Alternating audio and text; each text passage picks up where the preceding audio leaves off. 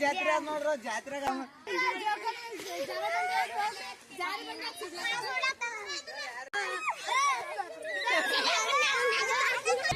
ಕೈ ಮಾಡಿ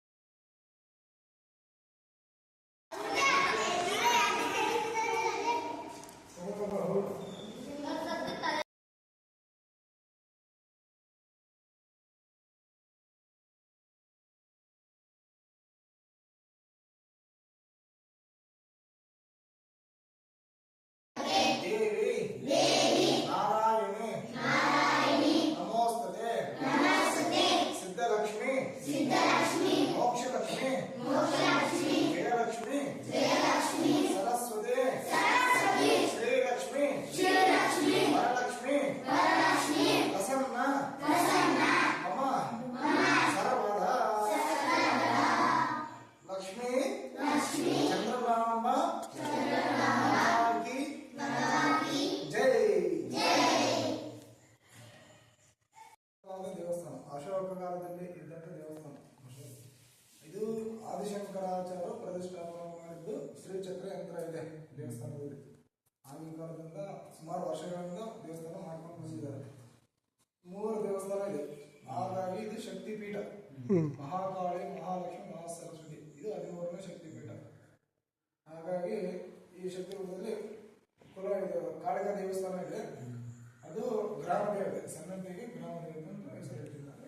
ಮಹಾಲಕ್ಷ್ಮಿ ಆ ಸ್ಥಾನದಿಂದ ಬಂದಂತ ಚಂದ್ರಲಾಮ ಇಲ್ಲಿ ಬಂದು ತಪಸ್ಸು, ಸಿದ್ಧಿ, ಪುನಶ್ಚರಣೆ ಎಲ್ಲ ಮಾಡಿ ಪಾದಕ್ಕೆ ವಿಶೇಷ ಚಂದ್ರಲಾಮನ ದೇವಸ್ಥಾನದಲ್ಲಿ ಪಾದ ಮೂಡಿ ಆಮೇಲೆ ತಪಸ್ಸು ಮಾಡಿ ಒಳಗುಂಟ ಬರುತ್ತೆ. ಶಾವದಲ್ಲಿ ಒಳಗುಂಟ ಆ ಊರಲ್ಲಿ ನಿಂತ್ಕೊಂಡಿದ್ದಾರೆ.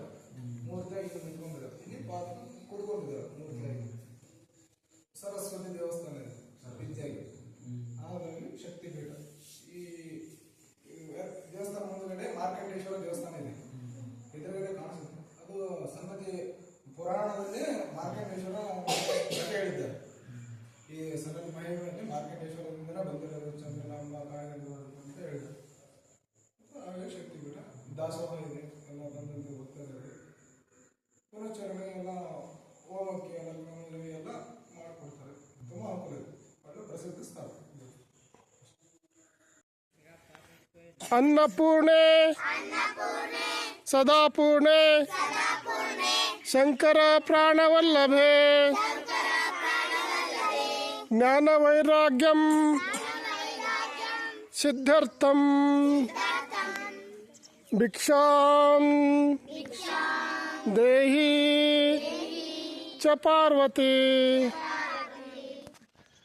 ಅನ್ನಪೂರ್ಣೆ ಸದಾಪೂರ್ಣೆ ಶಂಕರ ಪ್ರಾಣವಲ್ಲಭೆ ನಮಗೆ ಜ್ಞಾನವನ್ನು, ವೈರಾಗ್ಯವನ್ನು, ಭಕ್ತಿಯನ್ನು, ಶಕ್ತಿಯನ್ನು ದಯಪಾಲಿಸು. ಭೋಜನಂ ಕುರು.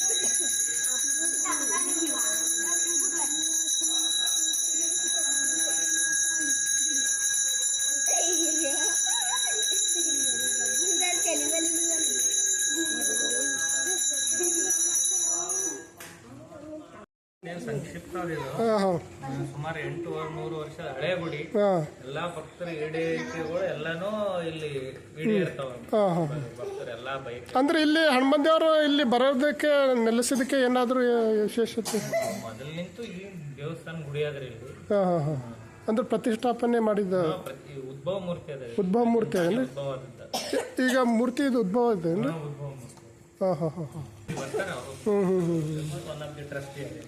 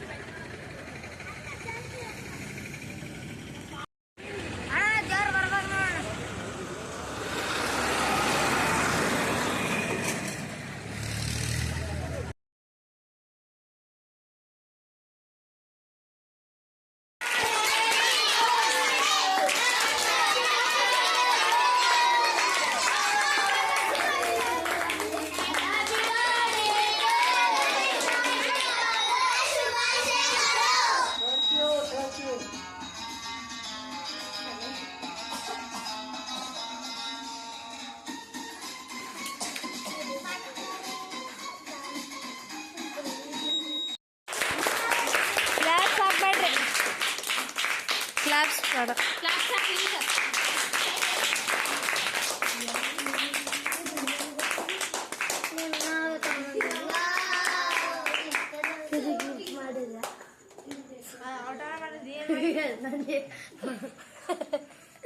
Okay thank you.